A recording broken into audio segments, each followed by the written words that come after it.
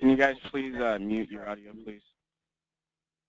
Some of you, I can't mute you yet. Mine says it's muted. Okay. This is Terry. Thanks, Terry. You're welcome. No. All right. Let's take other things.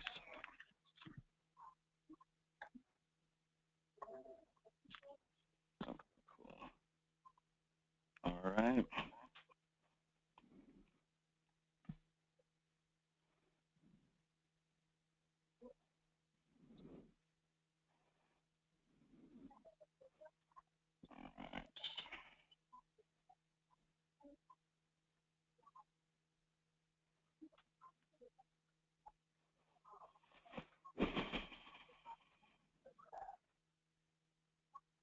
Ricky, come here. Sorry about that. Hey, that's actually that's kind of a little weird. I can hear you, Terry, but you're supposed to be muted. It's weird. Okay, I got it. let me try and figure it out. I think I got you. All right. So yeah, if anything, just chat a question to me. We're gonna have quite a few people on this call, so it's just too much background noise. So you can either mute yourself on GoToMeeting or just go ahead and mute your phones. And I appreciate that. It's weird. You see you hear some kind of side conversation. It's a little distracting, you know. Okay, and then yeah, if you could just chat and let me know you can see the screen as well, please.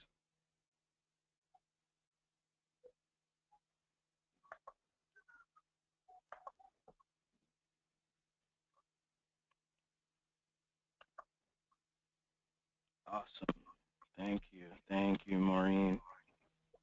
No, it's Marion. Marion, is that right? Terry, Debbie, in the house.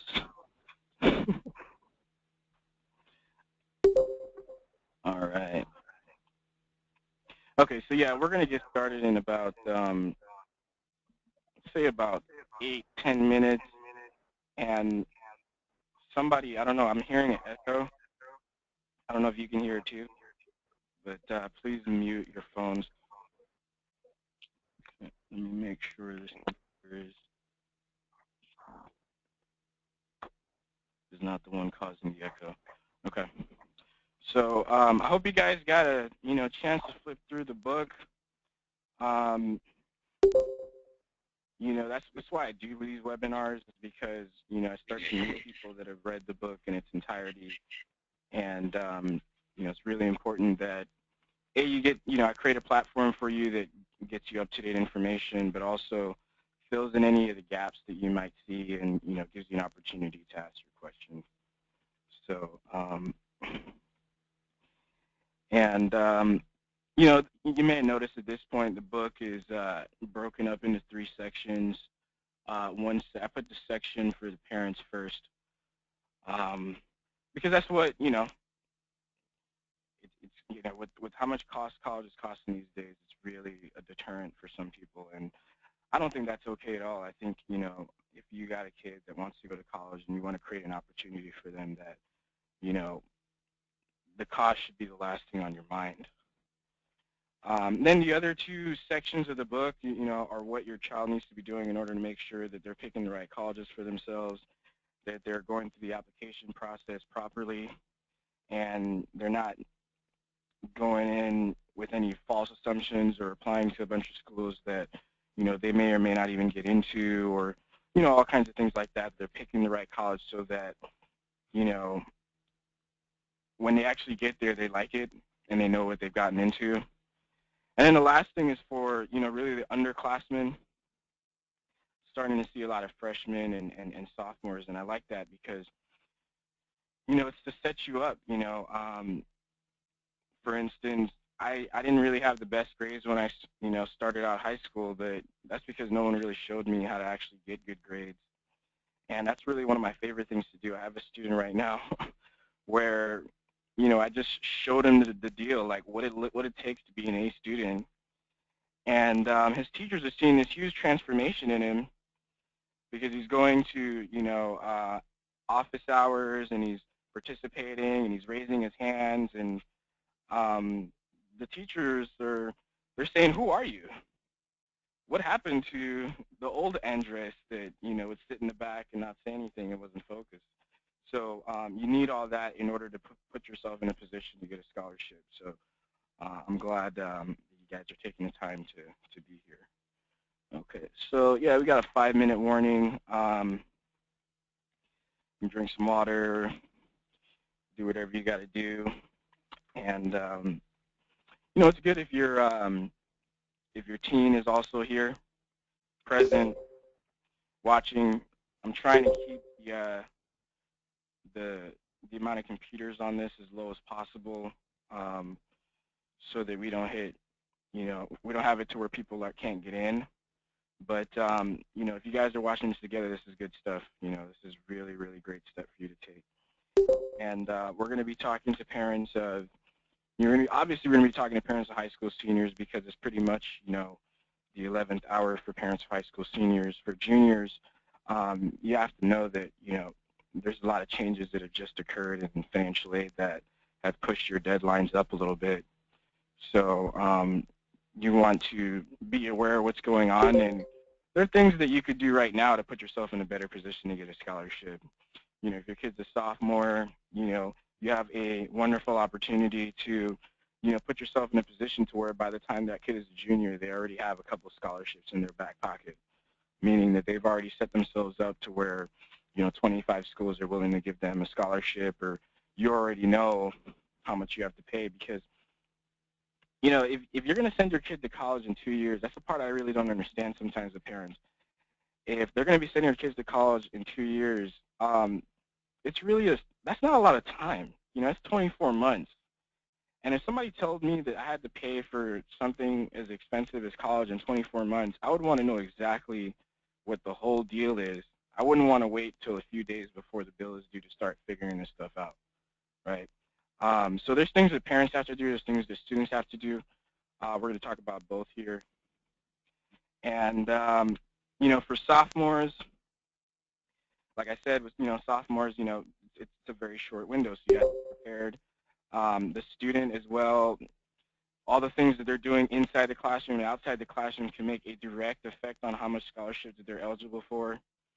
And for the freshmen, this is, once you get to freshman year, the colleges are starting to look at your performance, just like they would someone who's going to be a professional athlete. They're watching that kid since he was, 14 years old, and seeing if, by the time he hits 18, whether he really is, the next LeBron James or whatever the case is. So you have to put yourself on a path so that by the time you graduate, you already know that, you got what it takes to get into a school like whatever, USC, University of Virginia, University of Michigan, College of William and Mary, and so forth. Okay? So I hope you got a chance to flip through the book. Some of you guys just got it a few days ago. So, but it's a quick read. Most people tell me they can finish it within somewhere between 4 to 7 hours, depending on, how they do. I'm just asking you to really read the first 52 pages, which should be a very quick read. And I try to make my books easy to read. I don't try to make them to where it's an ivory tower and you need to take a nap after you've read it. So, all right. Okay, so we're getting to the 1-minute warning, and I'm going to give it another 2 minutes, just because some people will get on right at the timing of the event. But like I said, I don't know if you got your book handy, I'd grab it. So I hope you do. I'm going to refer to a couple pages in this to keep building you up and making sure that you know how to get more information on these particular topics that I'm going to be covering today. We're going to go really fast, so guys, please either mute your phones or mute yourself on this application here. Just hit the mute button. Let me try to mute all. Okay, cool. I muted you guys all. All right, cool. All right. So where's everybody from? You know, if you could, there's a chat function. You could just kind of chat me, tell me where you're from. Where are you from? I'm from Pasadena, California. That's where the Rose Bowl is. Terry's from Austin, Texas. Awesome. So maybe, you know, maybe your kid wants to go to UT Austin or Rice or, you know, one of these top colleges here in Texas. My parents actually live in Texas. We got Temple City. Okay, Temple City. All right. Temple City is not far from me. LA, okay. Los Angeles. We got Carrie's from Shannon. What was that? I can't even pronounce it. Shanahan? No, Shanahan, Illinois. All right. Maybe we're looking at University of Illinois Champaign. We got Karen from Missouri. You got Ellen from Georgia. You got Debbie from Dallas. Yeah, my parents live in Garland, Texas, so that's not far from Dallas. I actually spent my final year in Garland. We got Mitch from McKenzie, Tennessee. All right. Awesome. Okay, and yeah, I asked that for a couple of reasons. One is that I need to know, kind of get an idea of what colleges your kid's looking at. So maybe you can tell me what colleges your kid, you know, maybe they're, you know, maybe you haven't talked to them about what colleges they want to apply to yet, and that's okay. After this webinar, I will encourage you to definitely do that. But it's good to have some kind of benchmark or target in mind so we know where we're going. Okay, so people are starting to join the webinar. Okay. All right, Terry's kids want to go to Texas A&M, Rice, LSU. Great education. You know, especially if you want to go into fields like engineering, petroleum, things like that, for a lot of things. So we got BYU, okay. Maybe some Latter-day Saints who want to go to BYU, okay. Marion wants to go to University of Kentucky. Debbie's kid wants to go to SMU, Southern Methodist University in Dallas, Texas. Great school. Mitch kids wants to go to Arkansas and Memphis. Awesome. Awesome. See, I love this, you know, because you guys live in all kinds of places. And so Ellen wants to go to University of Georgia. Okay. Mercer, if we can get some scholarships, let's do it. Let's make it happen. Okay. All right, cool. I think it's time to get rolling here. We're going to keep getting people coming in late and so forth. Hopefully everybody can get on it. And like I said, just mute your stuff so that it's not getting too noisy. Okay. All right. So let's get this going. Okay. All right. So anyway, so this is how to send your kids to the best, most expensive colleges in America for pennies on the dollar. Okay, and my name is Trevor Ramos, and you know, I just want to take a second to, you know, make sure we remember why we're all here. Okay, we're here because we want our child to have a promising and bright future. We want their future to be so bright you have to put sunglasses on to see it. Okay, so they can become successful in life. Okay, and if you're like most parents that I know, you know, from the moment your child was born, you know, you've always wanted them to be happy and have a good life. You know, when your child is born, something changes. It goes from being all about you to being all about them. And you know, your kids are huge. So perhaps you wanted them to go to a good college. Maybe you tied the two together. Maybe you wanted to go to Stanford or Harvard or Georgetown, UCLA, USC. You know, all these top colleges, some of them that we mentioned, Northwestern, you know, UGA, great colleges. So they can have some opportunities. You know, maybe work at Disney, Boeing, maybe become a doctor, and they can earn a living and build a career so that one day when you leave, you know that they can stand on their own 2 feet and take care of themselves. And you know what? Maybe not even, hey, if you're not hearing any sound, call in the number on the screen. Okay? Let me chat that to everybody. Okay, you got to call in the number. Okay, 619 619-550-003. Call that number if you want to hear me.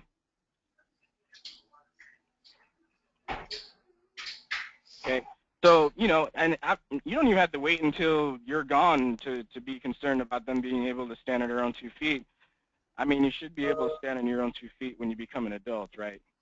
So we don't want them coming back home and, you know, living back in the house and all that kind of stuff, which, you know, could prolong your retirement, could do a lot of things. And, you know, making sure they have the credentials can prevent them from being in that kind of situation. Not just the credentials, but, you know, one of the main reasons why kids really go back home is because they have all the student loan debt. I didn't have time to put it on the slide now, but a lot of times I'll show a slide of a kid that has a huge sack on his back. And the sack is labeled 5-figure student loan debt. And he's standing in front of the parent's house, and the 2 parents are standing in front of their doorstep, and they're saying, move back home. Kids today are so irresponsible. Your mother and I started out with nothing. And the kid's sitting there with this 5-figure student loan debt on his back saying, trust me, I wish I would have started out with nothing. You know, because when you graduate and you already have to pay back, you know, this exorbitant, whatever, $1,000 a month student loan payment, $500 a month student loan payment, you know, it is going to be very hard for you to get an apartment, to get a car, to get all kinds of things necessary for you to be able to earn a living for yourself. Okay, so as parents, we want to do everything we can to set these kids up to, you know, not have to learn the hard way. Some of them are so young that they're just learning about money. And, you know, we want to make sure we put them in a situation where they not only have the credentials, but they're aware of all these credit cards that are going to be mailed to them and offered to them, and all of these student loan payments that are offered freely these days. So the good news is we can do all that. We can put them in a position to get a scholarship. I got to share with you something. Now, this isn't a typical story, okay? I get all kinds of parents from, you know, families from all over the country and all different classes. But I just got to share with you this story because it just made me realize what I really do for people. I was working with this student, and you know, he took his AP classes and he studied for his SATs, and I was reading his college essay, and you know, it didn't do it for me. It didn't really make me know why I should accept him. So I started talking to him and trying to elicit some things about him that would be worth talking about. And you know what I found out? I found out that both this kid's grandparents are janitors and maids. And I found out that his mom's a stay-at-home mom, and I also found out that his dad has a high school education, and he's a manager at a grocery store, and he's worked at the same grocery store for, you know, almost 20 years. And I just thought, I said, wow, man, do you realize what's going to happen? Because if I get you into USC or Claremont McKenna or George Washington University, you're pretty much lifting up almost the entire social class of your family. And I made him make me this promise. I said, I need you to promise me something. I need you to promise that everything that I teach you, you're going to pass this on to your nieces, your nephews, your siblings. And, you know, what I'm going to try to do with that family is, you know, it's not always that I get that opportunity, but I'm going to try to turn that entire generation into a bunch of architects and doctors and educational administrators and dentists and engineers, you know, by helping them to get an education with a lot of free money to go. Now, that's not usually my typical client. Actually, my typical client actually has a college education, probably has a graduate degree, and, you know, say they went to UC Berkeley or they went to USC, and they're just beside themselves as to how expensive it is now, because these schools have pretty much doubled 3 times since you went to school. And, you know, to have to pay $300,000 when, you know, the average family has about 20 grand in a 529 is pretty much, it's impossible to do without borrowing money. And by sending them to community colleges, you know, you could put yourself in a situation where that kid's going to take up to 3 years to finish community college, if ever. And, you know, you're just running a risk that that child is ever going to graduate from a top university. So anyway, I just wanted to share that with you. So the good news is we can make all that happen, and I love doing that. You know, so this is how to send your kids to the best, most expensive colleges in America for pennies on the dollar. And what are we talking about? We're talking about sending kids to some of the top colleges, you know, the ones we've been talking about. But we're also also talking about is getting significant reductions off the cost to attend. We're talking about getting the money, okay? So if you don't know me, my name is Trevor Ramos. I'm known for helping parents and students get into colleges, get, you know, $40,000 to $224,000 in scholarships and grants, whatever money we need in order to get it to the numbers that they need it to look like, okay? And I'm known for helping people to pay for college while minimizing student loans. Each of them has its own particular problem. Number one, your kid has to be able to get into the college, okay? They need to be qualified to get in. Number two, if they're qualified to get in, but these schools are all going to charge you $100,000 to $200,000, then that could put you in a situation where you either have to, mortgage your home, you can't send them, all these kinds of things. And then lastly, you can get a school to offer you a nice scholarship. And these are the ones where you got to dig deeper in order to really understand what's going on. Maybe your friend got a huge scholarship to go to University of, Washington. But what she's not telling you is that, say for instance, University of Washington costs, let's just say it costs $40,000 a year, okay? They get a huge scholarship. So say they get a $20,000 a year scholarship. Well, she still has to pay $20,000 a year. And if she didn't have the $20,000, then what does she do? That's the question. So this is a process that we have to go through, that each has a unique problem that we need to now solve by working backwards in order to make sure that you get the best outcome. Okay, how do we get the money? Well, first of all, we get the money very simply by avoiding the costly mistakes. You might see that a lot of my emails are just trying to remind people when things are due and trying to get you to think ahead. And as fancy as we can get about all these tricks and tips that I know in order to unlock a lot of money, if you're not turning in stuff on time, it's all to no avail. Okay. So we also want to learn what makes a college and university offer scholarships and grants. Why do they give you the money? Because your next door neighbor, your coworker, can have the same income and their house could be worth the same as you, but you're going to get completely different offers for many different reasons. We need to know why a college gives you scholarships and grants, and not rely on hearsay or stories that you heard. Okay. We want to learn how to calculate how much money a college will offer you before you apply. That's important. We need to know how much money are they going to give us, bottom line. Okay. And the common myths are this, people with high income don't qualify for grants. High income is such a relative term too, I'll have people say they make too much money to qualify and they make $100,000. And, when it comes to paying for college, we're talking about something that's, pretty expensive. $100,000 is not going to get you far. Plus, where you live, if you're living in Washington, D.C., if you're living in, certain states with a high cost of living, this is a very relative term. Okay, I'm going to show you some examples of people that you may consider high income that don't qualify for grants. And if your income is, high, then we just go for scholarships. Okay, we're going to talk about that too. This isn't just about people with low income getting them scholarships. Okay, this is also about, setting your kid up to get a merit scholarship. A lot of times I'll get families that maybe they have $100,000 saved for each of their kids to go to college, but the problem is that their kid wants to go to a $200,000 college. So I have to find how to get them the other $100,000 without them having to use their life savings in order to pay for it. Okay, everybody's situation is different. Okay, everybody has problems. People that live in Beverly Hills have problems. Okay, only students with straight A's get scholarships. That's not true. Now, I don't want to encourage your kid to get B's and C's. You want to get the best grades as possible, but the point is that there are many examples that we have where the kid does not have straight A's and they're still getting a huge scholarship. Okay. The cheapest way to pay for college is to go to a state or community college and commute. Well, if you take into consideration the time, because time has a value, the time value of money, a lot of times that's like it's just you're just prolonging this whole thing, and if your kid takes 6 years to graduate, then you got to count back the 2 years that they could have been working and paying back whatever they borrowed, or being able to stand on their own 2 feet.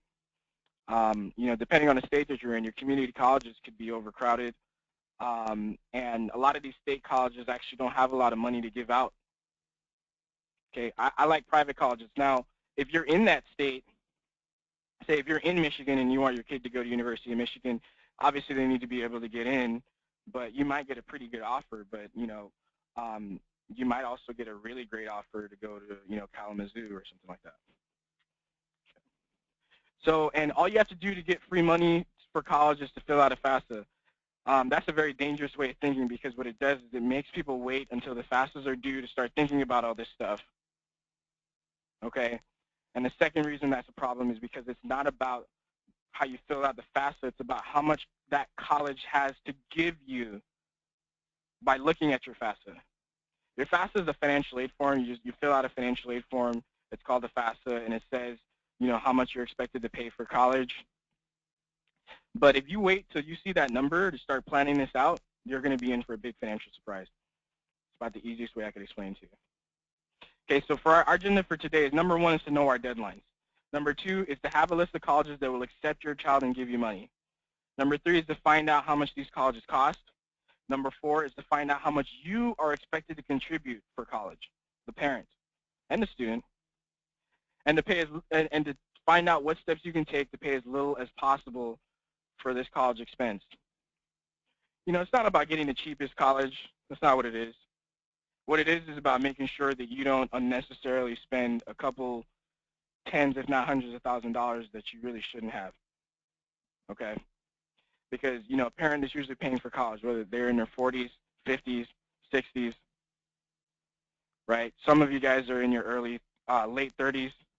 But at this stage, you've gone through, maybe you filed bankruptcy at one point in your life. You've gone through the financial stuff.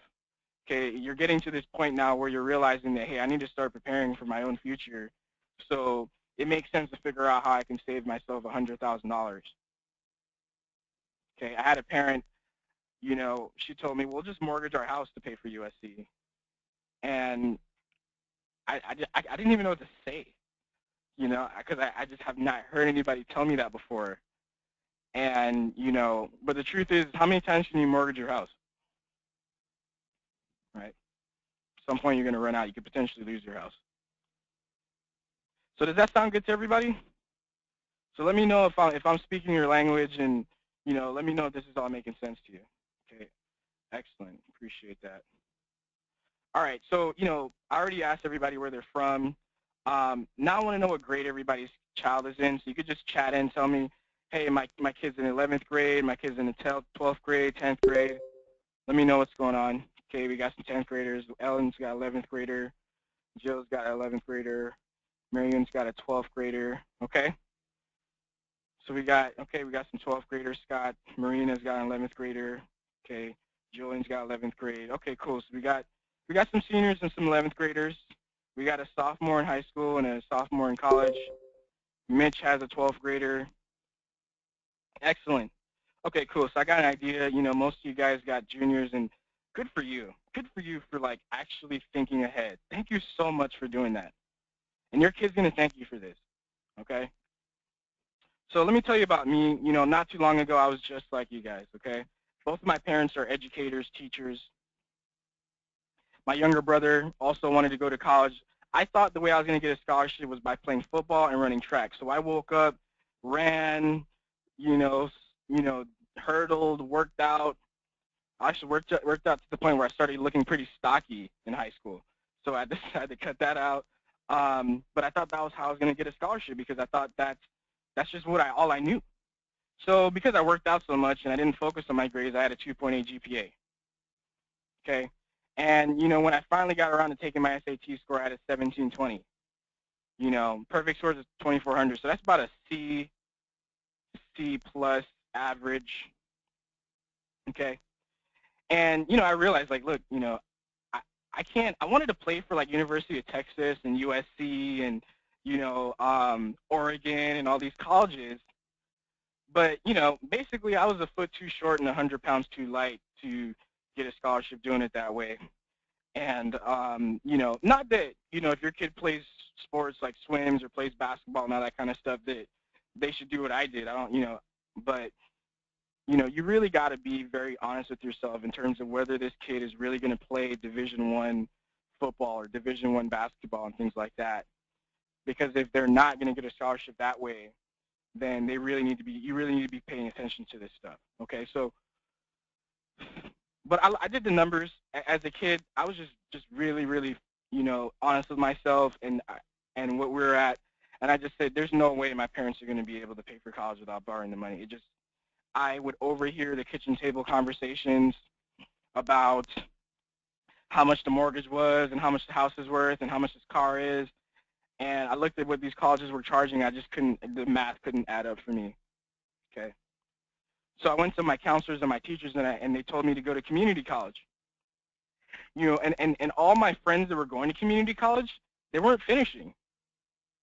I would see a couple of situations where somebody transferred to UCLA. I saw one kid transfer to Yale.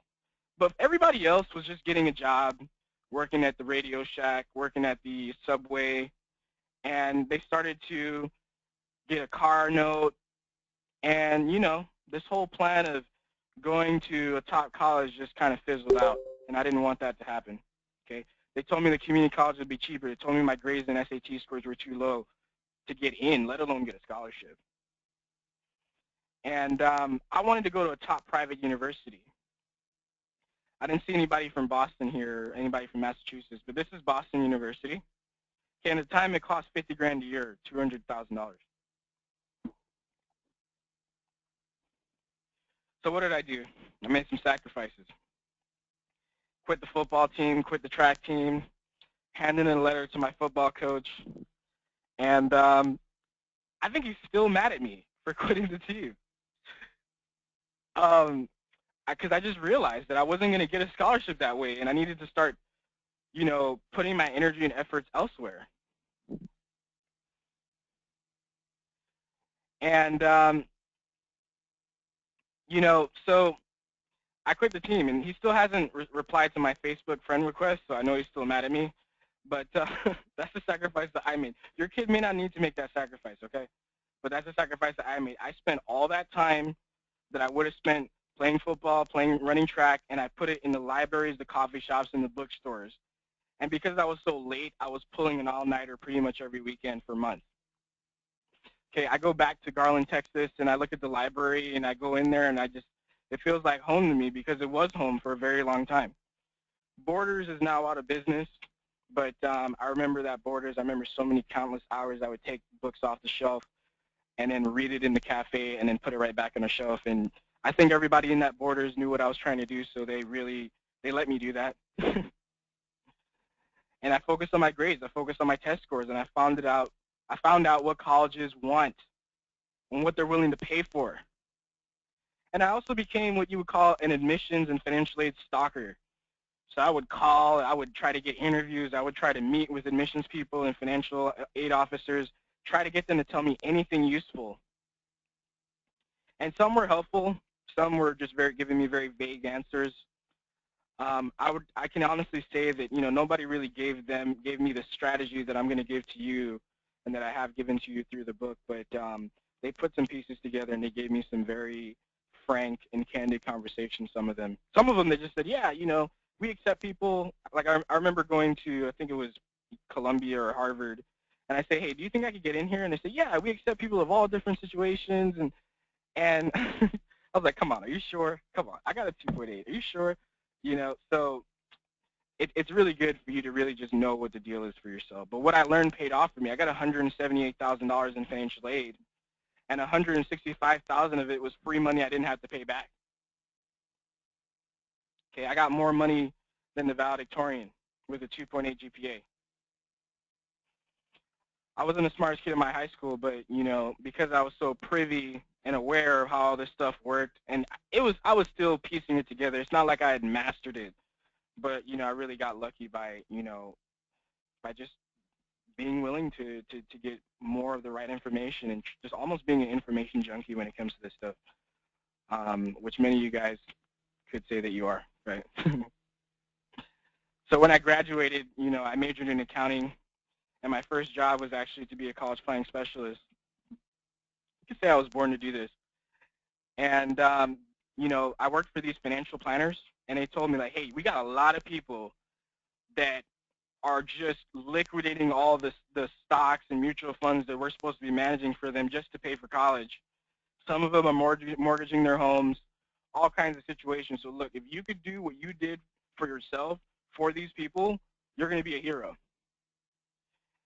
You know, and I still do that for the occasional financial planner and estate planner and so forth around the country. But I did that, you know, and I started seeing people of all kinds of different situations. And one of the biggest lessons I learned is that, yeah, like people that live in Beverly Hills, you know, they have problems too. I remember seeing I would see people making $400,000 a year and have $398,000 a year in expenses.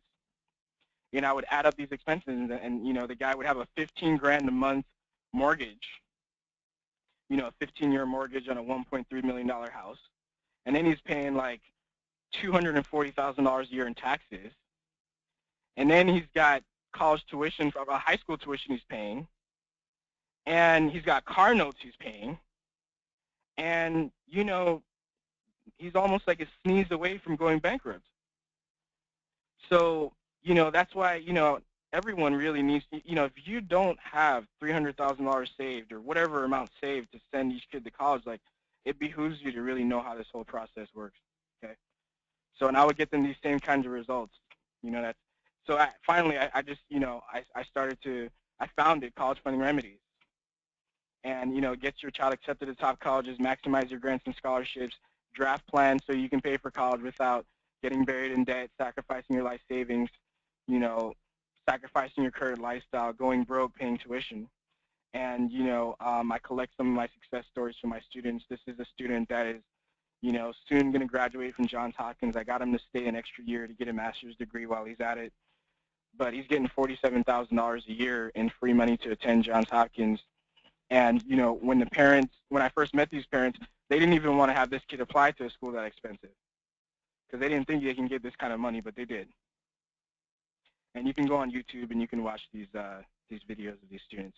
This is another girl. You know, her mom had sent two of her older daughters to state colleges. One was Cal State San Bernardino. The other one was Cal State Fullerton. And she paid full price for her older daughters, but I got the last one that, you know, was really ambitious and wanted to go to these $60,000 colleges, and we got her $54,000 a year to attend. Okay, she was just in Bologna, Italy, on a study abroad program. All of it was paid for, you know, through financial aid, scholarships, and grants. So it's about $217,000 over 4 years that she received. Okay, she's going to graduate this year. Okay, somebody asked me a question. Marion, were they lying that you could get in with your GPA test scores? Could not. I mean, I wouldn't say that they were lying to me. You know, they just did not have the most dialed in information. And you know, your high school counselor is not a scholarship expert. You know, I have some high school counselors I need to mail this book out to so they can read it. At very best, they are admissions experts at the top private schools.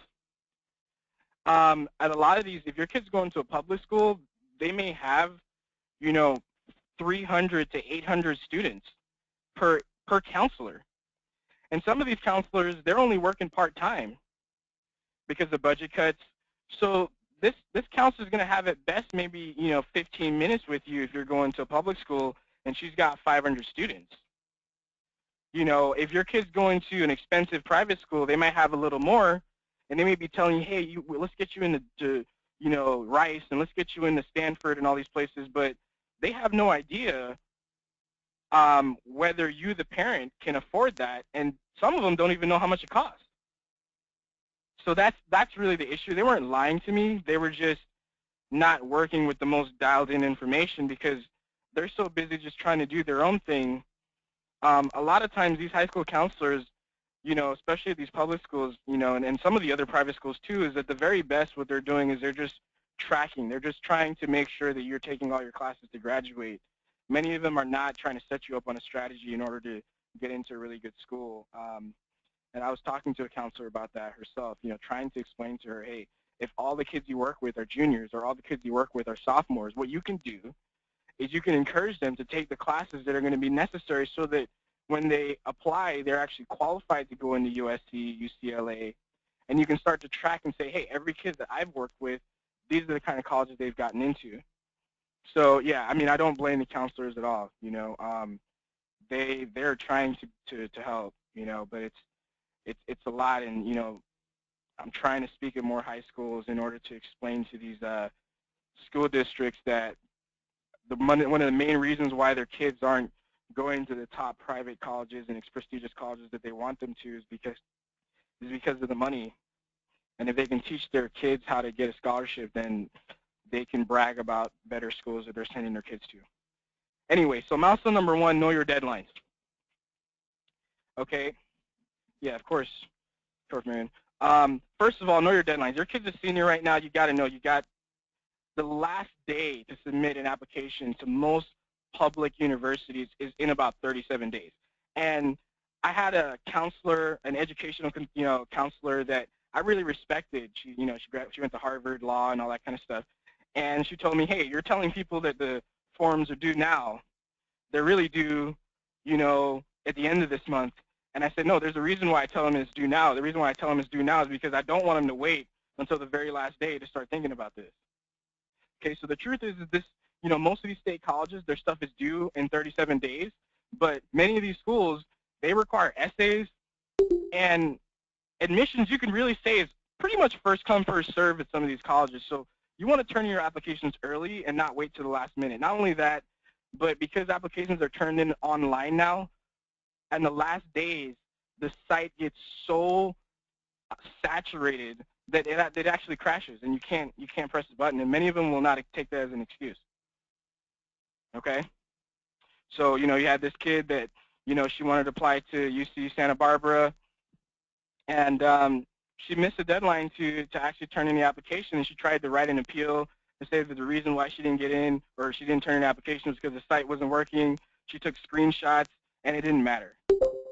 Okay, so that's for a senior, you need to know that. Private colleges, they'll take applications as early as now, and they'll take them as late as February 1st. There is a list of colleges every year that still have openings that will still accept your child, but many of them don't have the money to give you, and they're not some of the top, most prestigious colleges in the country. You'll be lucky to find a couple of really, really good colleges on the list of colleges that still need students. Most of the top colleges in the country have more applications than they can handle. Okay, and financial aid forms are due in 69 days if your kid's a senior, January 1st. Okay, is that the last day to turn it in? No, the last day to turn it in is March 1st, aka February 28th. But again, you got to turn this stuff in early so you can find out how much you're expected to pay, how much they're going to give you. And for many of these colleges, it is first come, first serve, meaning that they will give you an extra $1,000 because you turned in your stuff early. Okay, so there's nothing wrong with me telling you to do this stuff early. Okay. Some of you go to school, like you're in different states, so I took the liberty of just creating a spreadsheet that shows you some of the top public colleges all over the country. And, some of these deadlines are their early priority deadlines. Some of them is the last day to submit. For instance, if you look at UCLA, this is the very last day to submit. If you submit on this deadline, you probably won't even get it in, okay? So I'm having all the students that I'm working with turn their stuff in by the 1st or the 5th of November. And, some of these schools, like Texas requires, what is it, 1, 2, I think it's 2 or 3 essays. So I have a student in Houston that we're done with all of his essays. The UCs require 2 essays. You got to go through all these schools in order to see how many essays you need to write, whether you do need to write an essay, and you want to turn in your stuff early because these are the schools that are getting thousands of applications. Okay, this is the next page. So if you live in these states, then you want to be aware. Just get on the website, find out, when the last day to submit is and when they're starting to accept applications. Very important. Okay, so we're looking at Georgia here. UGA, right? October 15th. Now, that's probably their early decision, early action deadline or something like that. But, I want to show you that date so that you know that there are people that are already turning applications to UGA now. Okay? Same thing with Illinois. Okay, if your kid's a junior, you also need to know that this stuff is due in about 13 months. for private colleges and state colleges. That's not a long time. And a lot of the changes are being done, with financial aid and the education, the Department of Education. What they're doing now is they're actually pushing the deadlines earlier for juniors, so that you can turn in your financial aid forms as early as right now. So right now I'm telling you that if your kid's a senior, your financial aid forms are due in 69 days. Well, next year around this time, I'm going to be saying your financial aid forms are due now. Okay, so now financial aid forms can be turned in earlier than college applications. So if your kid's a junior right now, you're going to be turning in financial aid forms, in about 11 months. If you want to take a look at these college admissions and financial aid forms now so you can understand what is required of you, and you want to turn in your stuff early, you want to be one of the first to submit.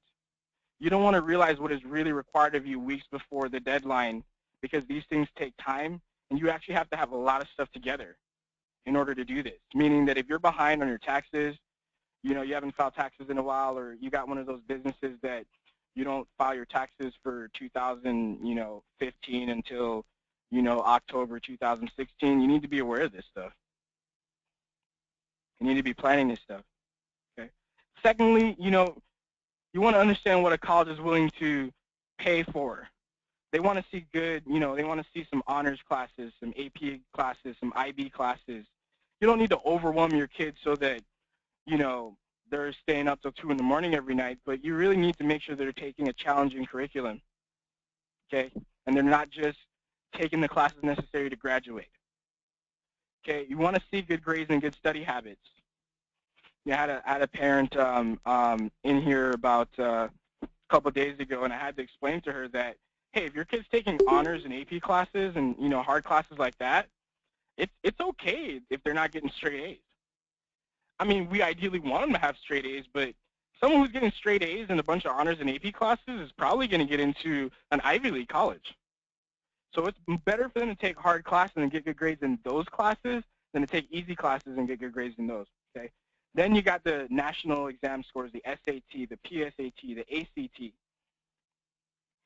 If your kid's a junior, hopefully they took the PSAT a couple days ago, because the PSAT of your junior year is also a exam that qualifies you for scholarships. So the schools want to see these good scores. They take the grades more importantly than they take the scores, but the scores are important.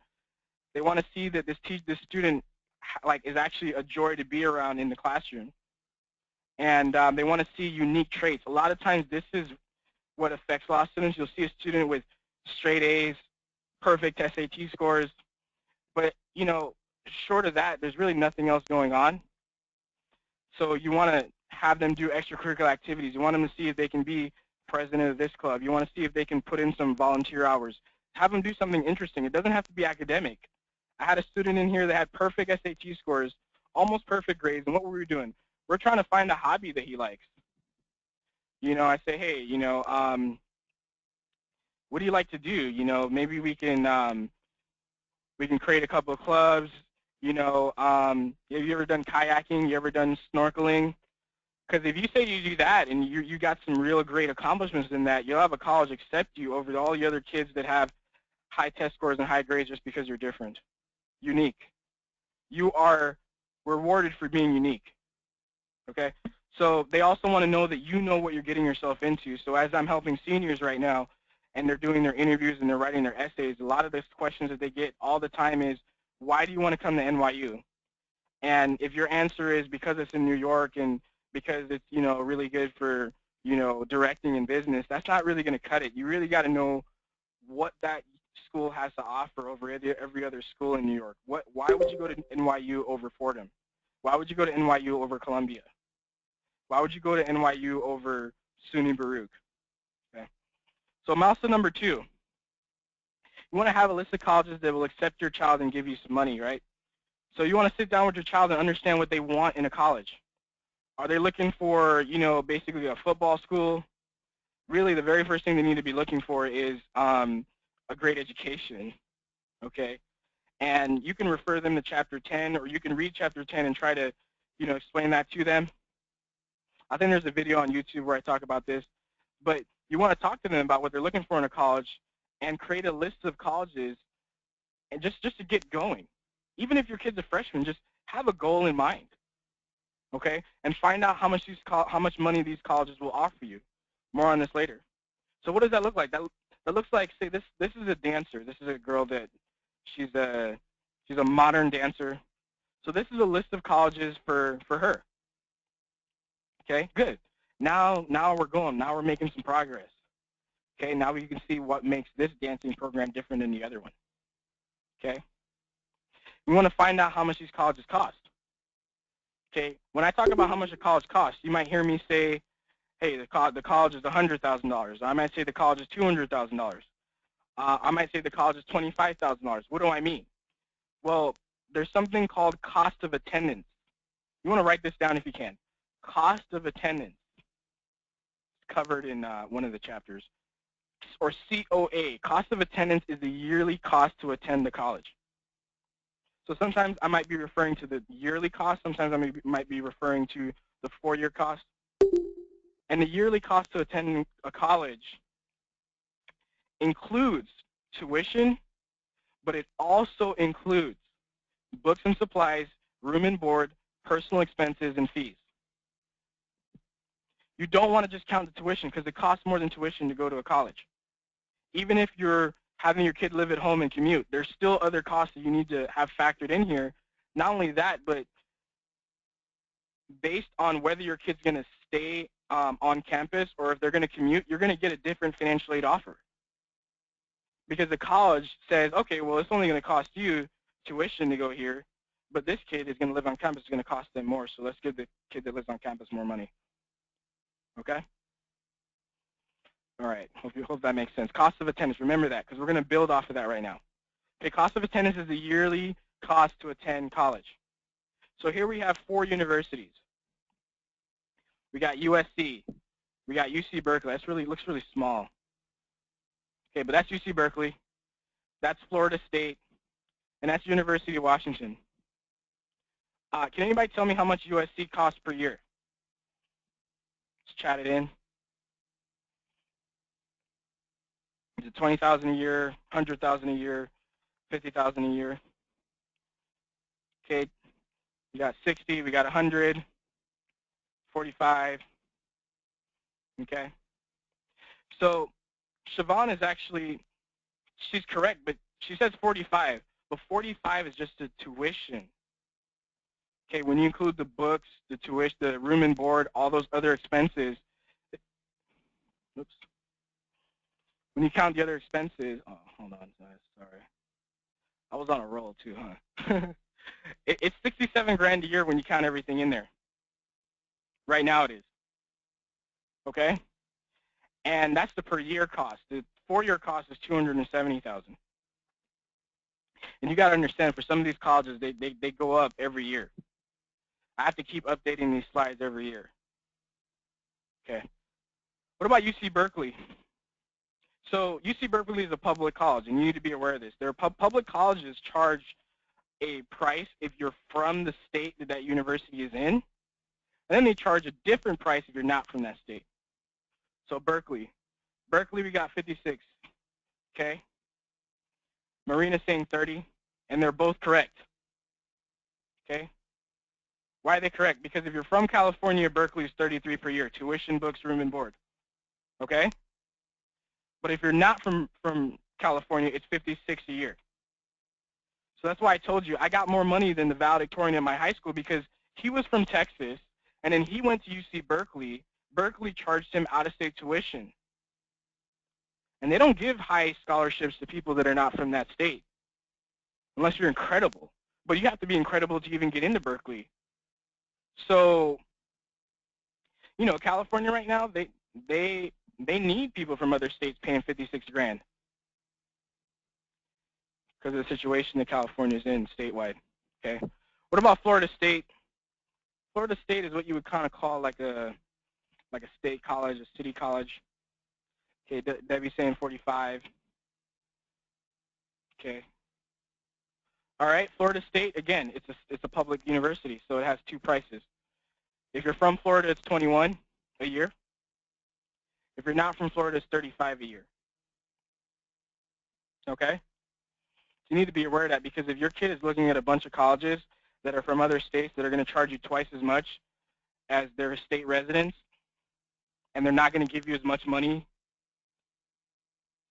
in scholarships, then you need to be aware of that. Let me tell you this quick story. I had one of my friends, actually, he got accepted to Penn State. He was from California.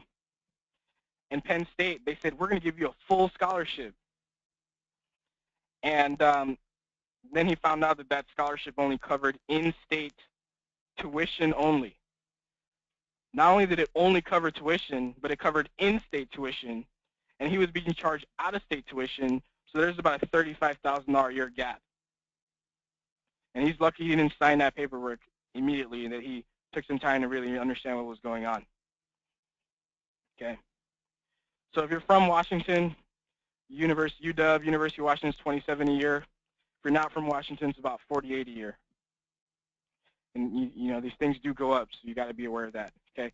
So what are we looking at? We're looking on the low end. We're talking $85,000 over 4 years, $21,000 a year.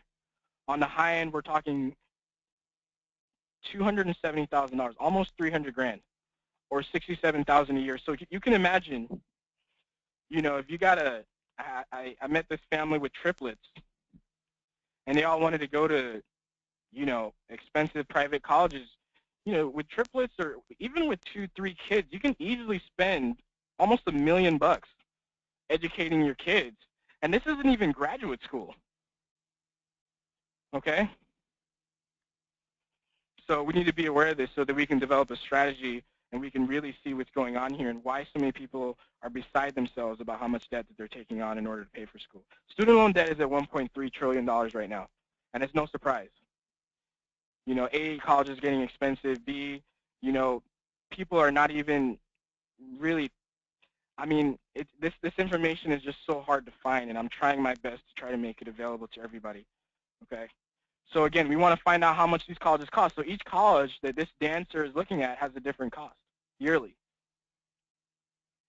okay? Once your kid has a list of colleges going on, and I know this might, man, I don't even want to think about this right now. You want to think about this because the end result of this is getting a lot of scholarship and grant money, but you have to be willing to address this, okay? So you got all these different costs, right? Now also number 4 is to find out how much you're expected to contribute for college. I put this up. This is an old FAFSA form. This is, you know, back in the day you would fill out a PDF and mail it in or fax it and, you know, all that kind of stuff. But I show it to you. This is a financial aid form. This is something that you fill in order to see if you can qualify for grants and scholarships. Okay? Mostly grants. And it has about 130 questions on there. Some of it, about 74 of the questions they ask you determine directly what your bottom line is for how much you have to pay for college. Okay, so the questions on this form determine how much you have to pay per year for college. I had somebody call me, this is one of the ways I get people scholarships. I had somebody call me yesterday, and she told me that she let her kid fill these forms out. And that's mistake number 1. That's a really bad idea. And the reason why that's a bad idea is because your kid is so concerned about whether they're going to get accepted that many kids will actually overinflate these numbers because they're worried that if they look like they need money, they're not going to get in. Okay? Which isn't true. Okay?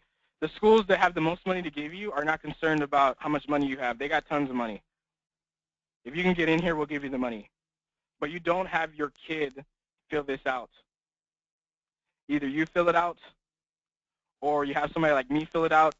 I mean, I would tell you to have your accountant fill it out or your financial planner fill it out, but they're not really familiar with what all these questions mean. So, you know, I'll tell you a little bit about that later, but, you know, I've had situations where financial planners have filled these out, and they've made some really, really huge mistakes because they don't know what falls under the definition of, you know, income or what falls under the definition of net worth and things like that. You know, in fact, I've even had services that turn in financial aid forms for you. You know, I had families hire a company that turns in financial aid forms, and just because that company doesn't ask enough questions, you know, it came back that that family had to pay $55,000 a year to go to Dartmouth. And once I asked all the questions, I was able to correct some mistakes and get them about $38,000 a year from the same school. So you want to be keen on this, okay, because we're going after a lot of money here. Okay, you fill out the financial aid form every year like you do your taxes if your kid's going to school, okay? It calculates how much you're expected to pay per year for college. When you fill that thing out, it pops out a number that says this is how much Susie can pay per year for college. And that number is called your expected family contribution. I'm going to call it your tattoo. Because when you fill this thing out, it tattoos a number on you. Let's say that tattoo is $20,000 a year. And every school that you go up to is going to ask you for your tattoo. Let me see your tattoo. Okay, 20,000. Okay, all right. So you can pay 20,000. You know, we got 10,000 to give you. The school costs 50,000. So, you know, we're short 20 grand, but we got pretty close. Or some schools might say, okay, you can pay 20,000. We'll give you the rest of the money. If your tattoo says 20,000, that's the minimum that you'll pay if you're going to get your money through this avenue. Okay? Hope that makes sense. If I'm not making sense, please chat. I mean, I want to make sure I'm making sense for you guys. Okay? Okay, so that tattoo that you get can range between 0 up to $1 shy of $1 million a year. Okay? And your tattoo is pretty much the same at every school. There are some schools that ask more questions, so that might inflate the number a little bit. But for the most part, it's the same in every school. Every school will ask you for the same tattoo because every school's pretty much going to ask you for a FAFSA. If the school's not asking you for a FAFSA, that's already a bad sign. Okay? The only schools at this point that are not asking for FAFSAs are for-profit colleges, and you know you need to stay away from those because those are known as the schools that give out the most debt.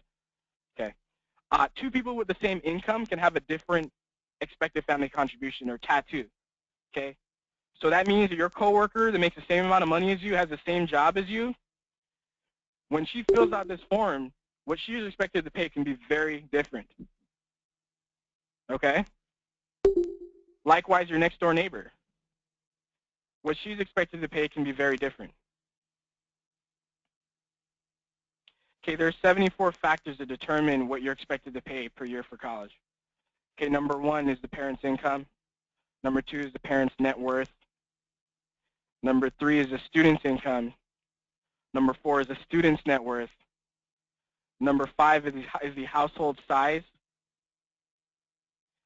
And number 6 is the number of students in college. Wow, I already went over time. I'm so sorry about that. I can't believe we're already going over time. Okay, so I will pick it up a little bit for you guys. Okay, so these are the factors that determine how much you're expected to pay for college. Okay, one of the fastest 3 months of your life for seniors. See, for any senior right now, their financial aid forms, the last day to submit is 4 months from now. And that's when they find out what their tattoo is, what they're expected to pay per year. April 15th is when they've gotten all their financial aid awards, when all the schools tell them, hey, this is how much we're going to give you in scholarships, grants, and this is how much you have to pay.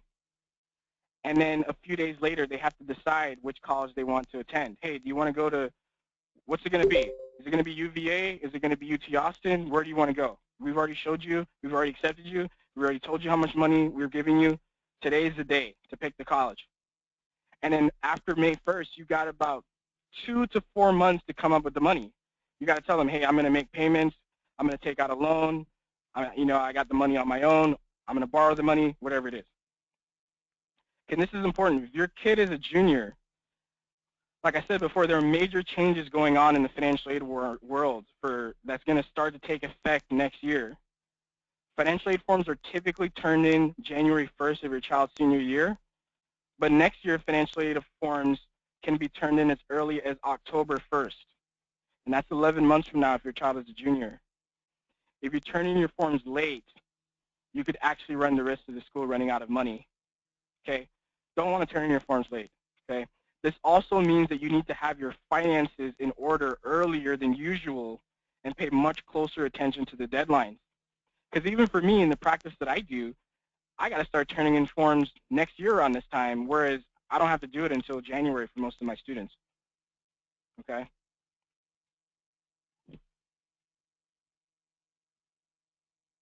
So yeah, Laura's turning in early. FAFSAs can open up a little bit early. CSS profiles, if your kid is applying early, action will be due early. But you know, let me just encourage you to go to each, look at the schools your child's looking at in order to see what their particular deadlines are. Okay. So it's a TV show called The Parenthood, really good show. They had this episode where the little girl Hattie, where is she? I think this is her right here. Okay. Okay. Hattie comes into the living room and she's in the kitchen and she's got all this great news because she just got accepted to Cornell University, early admission. And everyone, you know, the parents and, you know, the younger brother, like, oh my God, congratulations. And it's just a joyous moment. And then she leaves the room and she goes to do her homework or something. And you could just see this concerned look on the dad's face. Because that moment of joy and pride is followed by an immediate moment of fear. Why? Because now he's like, how am I going to pay for this? How am I going to pay for this now? Cornell University, you know, that's why it's really important to know. The system is set up so that you don't find out how much you're expected to pay until after your child has been accepted to college. And this will cause you to experience a big financial surprise if your child is a senior. Okay? If you know what you're doing, you will know what you have to pay way before your child applies to college, if your kid's a senior. If your kid's a junior, it's going to change because the government is actually trying to fix this. Next year, you will be able to turn in your forms earlier so you can find out how much this is all going to cost you before your child applies. And this can prevent a huge financial surprise. You can know how much you're expected to pay before your child has already locked down their decision about where they want to go. Okay. The downside to this is everything is due earlier, you know, but, you know, there's nothing wrong with that. It's better to know what's going on than to be set up for a big financial surprise. Okay, milestone number 5 is what steps can you take to get the college to pay for your child to attend? Okay, so I just want to give you a couple examples, and you know, but what I really want to do is I actually want you to, I want to encourage you to do 2 things. I want you to write this down. The first thing I want you to do is I want you to go to Google and type in EFC calculator 2015. Okay, and it's going to pull up a makeshift a play application. Don't turn in the real thing yet. I would just do a play application first and then see how much you're expected to pay. Okay, it's going to ask you a couple questions about your income and all that kind of stuff, and then you can see what your tattoo is. So that's the first thing I want you to do. The second thing I want you to do is I want you to look up a couple of colleges that your kid's looking at. Type in, say if your kid's looking at University of Georgia, type in University of Georgia net price calculator 2015, 2016. Okay, and it's going to pull up, each school is required to give you a net price calculator that says, hey, if you applied here, this is about how much you're going to have to pay. Okay, now it's garbage in, garbage out. So if you throw garbage in there, you're going to get garbage out. Likewise when you turn in the real thing, but that's going to give you an idea of what we're looking at. That's why it's so important for your kids and like you to at least have a target school you're looking at. Okay, so I want to give you an example. This is a divorced family because in these situations it can make a huge difference. So here we got, you know, divorced family. We got one guy making $350, the other, the mom making $75. All the other factors are equal. Okay, first question is what forms need to be completed? Does the school want a FAFSA? Do they want a CSS profile? Do they want even more forms? So we want to know all the questions they're going to ask us. Very important. That's why you want to get started on this early. The second question we want to know in this particular situation is who's choosing the child as a dependent? You know, um, you know, if the kid files with the mother and the school is only asking for a FAFSA, they only want one parent's income in a divorce situation. So they're expected to pay $7,800, $7,872. But if this same kid is applying to a school that wants to know both the mom and the dad's income, if they just ask for the dad's income, say if they just go under the dad, and the dad's saying, hey, I want that dependent, exemption, what he is now putting himself in a situation is that school is going to want $88,000 a year from him. And there are schools that want both. They want both people's income. So likewise, I had a dentist like 2 years ago with the same situation. She was married, but some schools wanted to know the value of her dental practices, so she had two. And some schools did not ask her for her business assets. And it turned out to where every school that wanted her wanted to know her business assets, she had to pay full price.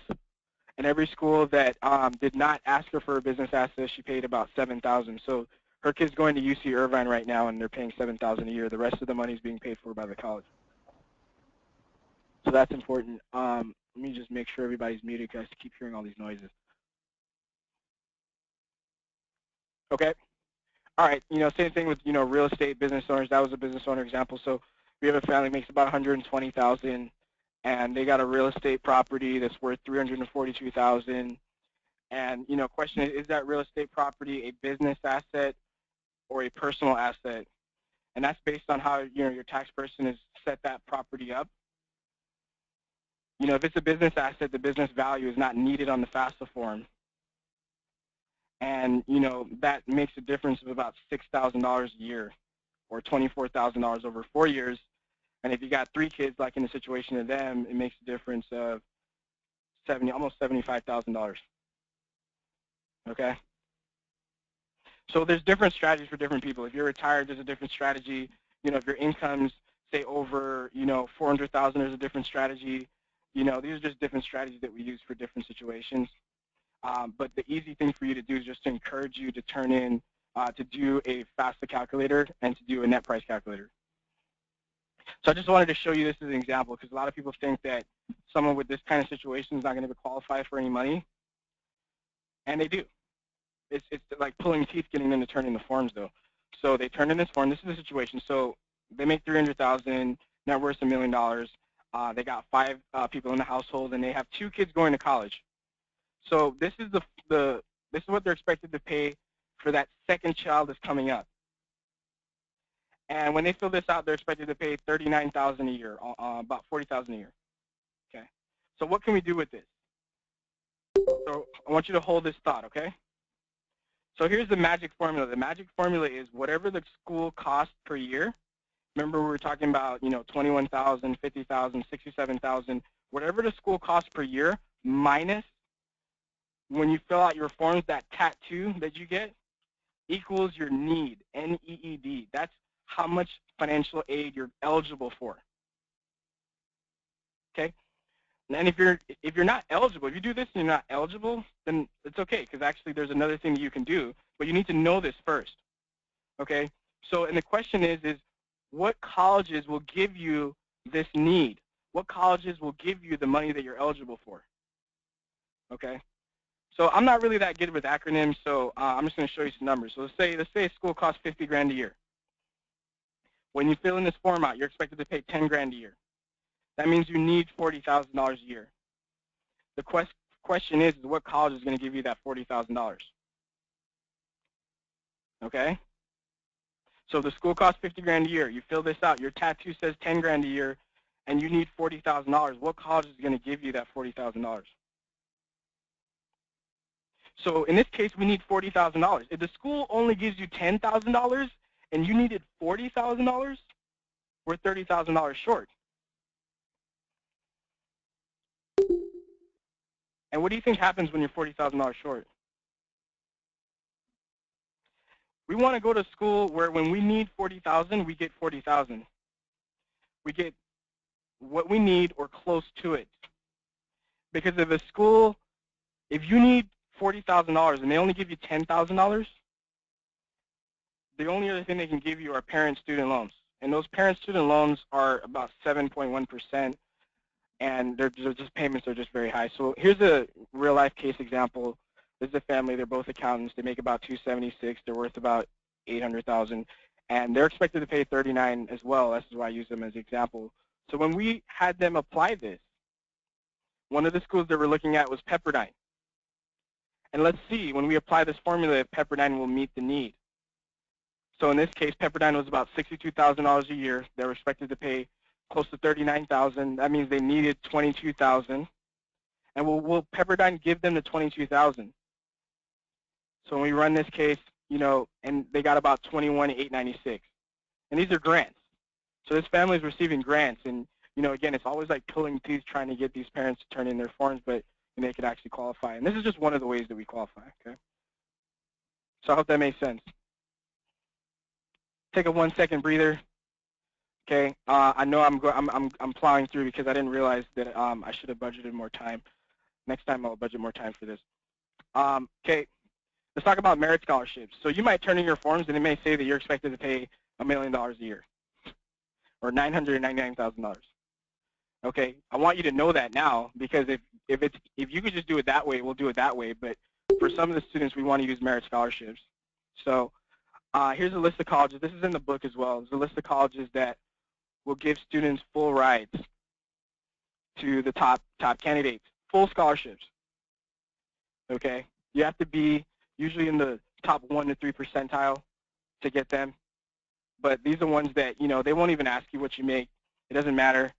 I have a couple students that are competing for this right now. So I have a student in Houston that is already going to get a scholarship to University of Alabama, a full scholarship. A scholarship to, what else he's looking at? He's going to get about a $40,000 scholarship to Baylor, so forth. Okay. So when you're going for merit scholarships, you want to be in the top 25 percentile of applicants in order to get a merit scholarship from that school. If you want a full ride scholarship, you usually have to be in the top 1 to 5 percentile. And many of these schools will tell you exactly what numbers you need to be at in order to give you the scholarship. You just have to go to their sites. So milestone number 5, find out what steps you can take to pay as little as possible. So that's where we're at right now. Okay. So once you understand all this, you can put it all together. Okay. So you know what colleges your child is looking at. You know what they each cost per year. You know what your tattoo is, what you're expected to pay. You know how much you need at each college. You know how much that school is going to offer you, how much of this need they're going to give you, right? So here at Yale on the bottom here, they need 51 and they're going to get that 51. But over here at NYU, they need 53, they're going to get 38. And this will all determine what your bottom line is. Okay? Whether we're going for merit scholarships or whether we're going for need-based financial aid. And this is just another one. This is the dancer again. This is, you can see that each college has a different net price. So not all colleges are created equal when it comes to how much money they're going to give you. Okay. So this is Travis. He just graduated actually. Travis just graduated from USC. Looks all dapper. I had him intern for me for a few months, and they got about $65,000 over 4 years. Some get more, some get less. You know, average right now is about $100,000. So this is Annabelle. You know, she just wrote me a note, and actually she gave me a $100 gift card to Trader Joe's. It was cool. And she got about 15 grand a year for her kid to go to UC Riverside. I'm working with her younger son right now, helping him to do the same or better.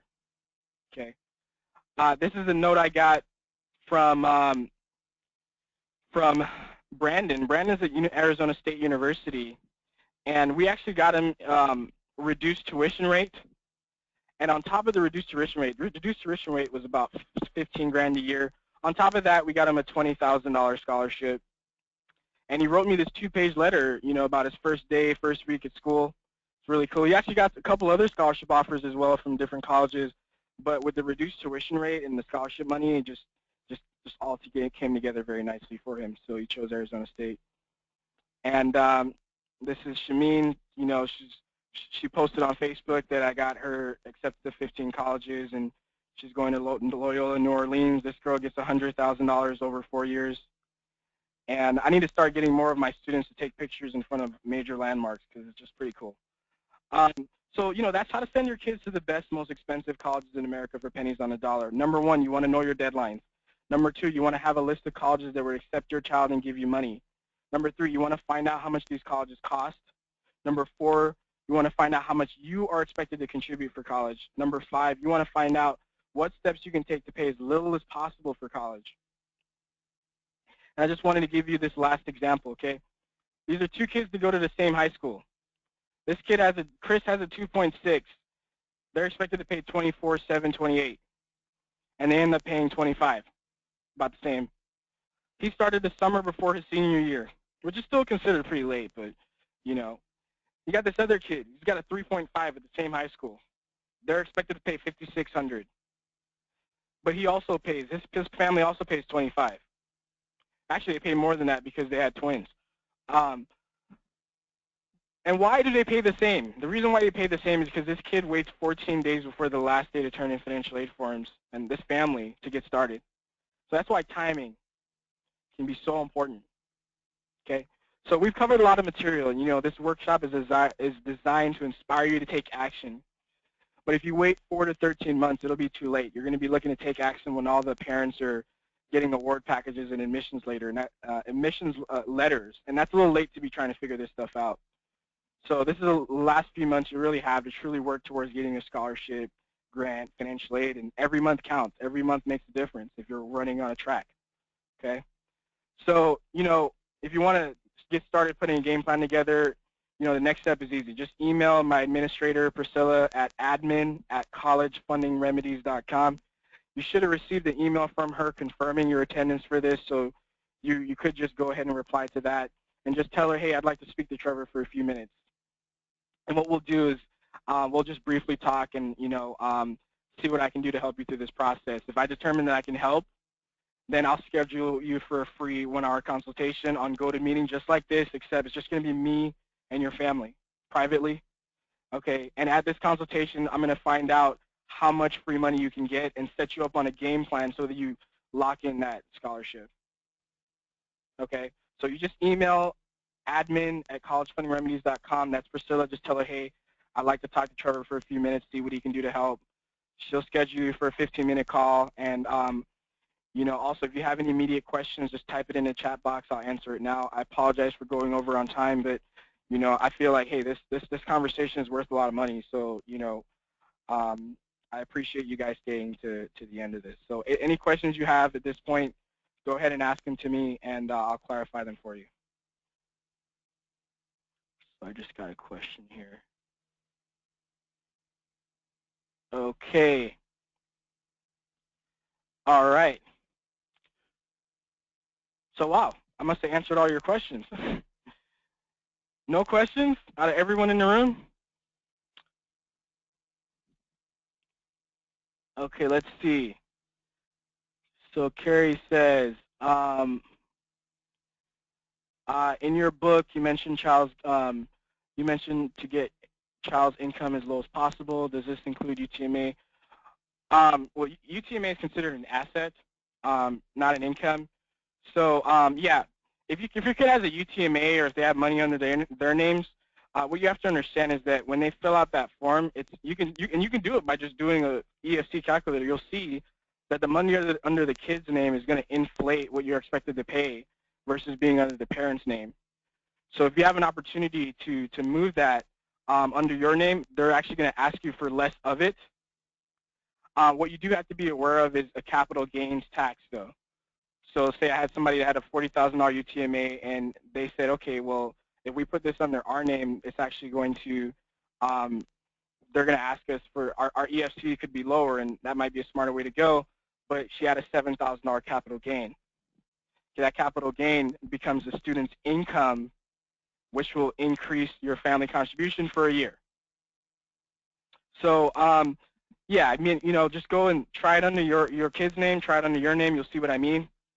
And then, you know, before you move it, make sure you ask whoever has that fund, you know, hey, what's the capital gain I'm going to experience if I liquidate this and put it under my account now? Because you're going to have to liquidate it when it's time to pay for college anyway. So great question, Carrie. So with the 10% rule in Texas, do you still advise kids taking the most difficult classes? They can't even though it might cause their grades to be lower? Yeah, so 10% rule. So in Texas, if you're in the top 10% of your high school class, you automatically get, you know, accepted into the UT system. You know, I got to double check, but it doesn't always mean that you're going to get accepted into UT Austin.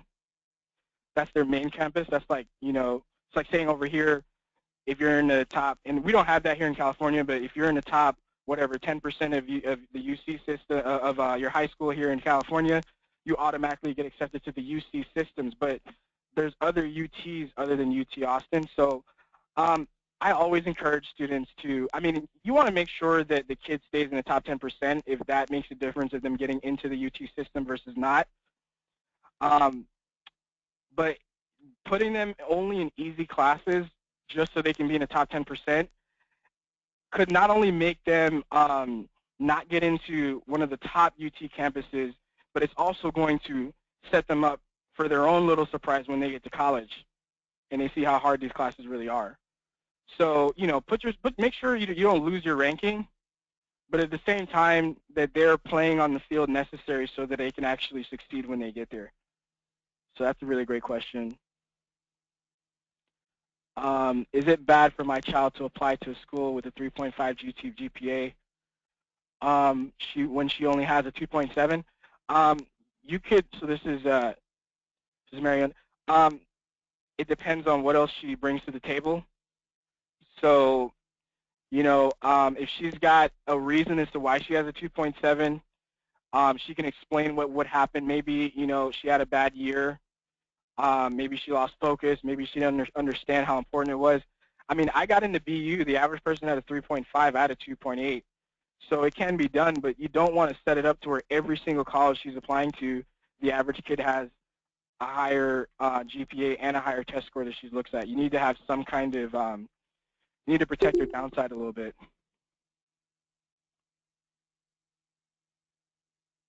Can you please share that summary slide again? Oh, sure. Okay, where are we at? Summary slide. So, you know, I mean, I can share with you the summary slide, and I will, but you know what? Like, I'd rather you read the first 5 chapters of the book if you haven't already, because that's going to put you on a much stronger trajectory than this. Okay, but no problem. Go back a little bit. Okay. Here we go. Okay. Debbie saying for net worth requirement accounts are included. Any school that asks for a CSS profile, they will ask you to list your retirement accounts, but it is not included in the number. For the FAFSA, you don't want to put your retirement accounts in that number. Okay, a lot of people do. That's why I don't really recommend having a financial planner do this, because they will do it unless you tell them. And there are certain assets that count in that net worth versus not. I talked to you about business assets, real estate assets that can count in that number versus not. But generally for the FAFSA it doesn't. For the CSS profile, they do ask you for that number, but they're not supposed to be actually counting it into the number that comes out as your tattoo. But what they do actually do is they look at it in order to take it in consideration. If you're going to ask them for more money, they might say, hey, well, you already got, you know, about 800 grand in your retirement account. Why are you asking us for more money? Okay. It's all state schools. Yeah, to see the state schools, they don't have as much time to really sit down and evaluate each student individually. Most of them don't even have time to interview your kid. So if your kid's already coming in there below average in terms of stats, they might just sort the students by, you know, the students that have the most, that already fit the numbers. So I'm not discouraging you from applying to state schools. You do want to make sure they're not charging you out-of-state tuition, all of them. But the private schools often have more time to look at each student individually, you know. So I hope that helps, Terry. How about home equity? Again, so when if you're applying to a school that asks for a FAFSA, you should not be listing your home equity under the net worth. But if the school is asking for a CSS profile, they will include your home equity in your tattoo, in your expected family contribution. That's really important, because if you got a house that's paid off and it's worth like $1 million and that's pretty much the only thing that you have, you're going to see a huge difference between every school that asks you for your home equity and every school that does not. Okay? My husband is disabled, so my daughter gets money from Social Security. How will that affect expected family contribution? Yeah, the thing is it does count as her income. Even though it's untaxed income for financial aid, even though it's not taxed, they still want to count it back. So just do an ESC calculator, and it'll tell you pretty much what your family contribution is going to be. It may not be the end of the world, but it is something that you would need to know. All right. Any advice on what to write in college essays? Yeah, I've been reading a lot of college essays lately for seniors. Here's the thing, like, I mean, try to figure out what you want to lead with. Don't put any fancy language. Don't try to impress us with your vocabulary. Make sure that when you write your YUSC, YXYZ colleges, that you have really done your research in order for that school to tell that you're just not applying to their school because of the brand name. I like to do a what I call a personality inventory exercise, which there should be a video about that called How to Master Your College Essays on YouTube, that has the student answer some basic interview questions that can elicit some topics that we can use in the essay. Like in the instance of that student I was telling you about, who his grandparents are janitors and all this kind of stuff. None of that was in his essay before, but you know, we've determined that that's really the best thing to talk about. A lot of colleges will read your kid's essay before you turn it in. It's not going to be a huge public school, but you can get a small private school, sit down with an admissions person, and they'll actually read your essay and tell you what they think. So that's what I would say for that. What should a child not mention in her college essays? Don't mention, I had a girl mention medication that she was taking. I told her to take that out. I had another girl mention that she was mad at her mother. Take that out. Periods of depression, take that out. Take out, don't look like you're making excuses. Like I had a student that said, hey, can I write in the essay that I'm just a bad test taker and I've always been bad and my teachers are giving me exceptions? No, take that out, because you're really just, you're revealing to the school that the teachers are making exceptions for you. That's focusing on the negative. So take that out. What else would I take out? Anything where you really seem like you're not taking any responsibility. When I read essays, the first time I read it, I'm not looking at grammar and spelling and all that kind of stuff. I'm looking to see whether I like this person and what I'm going to remember. And the problem was with that kid that mentioned she was taking depression medication is that her essay was amazing. The writing was incredible, but I just couldn't, it was just, that's the only thing you remembered after all of it. And the colleges are going to say, hey, this applicant's really risky, so we want to avoid that. Okay. All right. I've heard some out-of-state colleges will match their in-state tuition for good students. Will that match include the state scholarships? Will it include state scholarships? No. Like in the example of the kid I told you about that wrote me the 2-page letter, he gets in-state tuition and he gets a scholarship to cover it. So they'll bring it down to in-state tuition. So there's some colleges, like here, if you're, there's certain colleges in Arizona, in Colorado, in some other states that will actually give you very similar to the tuition that they charge state residents to people from other states. So, that's all good stuff. If you get a scholarship that exceeds that, or that also you can get, then they just add up on top of each other. Okay. All right. And somebody asked me, I think it was Matt that asked me how much do I charge or what's my fee and all that. Yeah, Matt, I look at if I could save you any money first. So that's why I like to do this 15-minute call. So I'll meet you for like 15 minutes, talk to you without charging you, and see if there's an opportunity for me to get you any money or how much. If I could save you at least 40,000, 40 to 224,000, then we talk about fees. My fees will range. Sometimes I'll charge just to meet with you for an hour. Sometimes if I know that if I can run with you and I can get it, anywhere between 40 to 224 grand for each of your kids. Right now I'm charging $49.50, so about $5,000. So why does it make sense for you to pay $5,000 to get $40 to $224,000? Well, I think that's pretty obvious. So what we have to do now is to figure out if you can get that money, because if you can get it, it's an insane return on investment.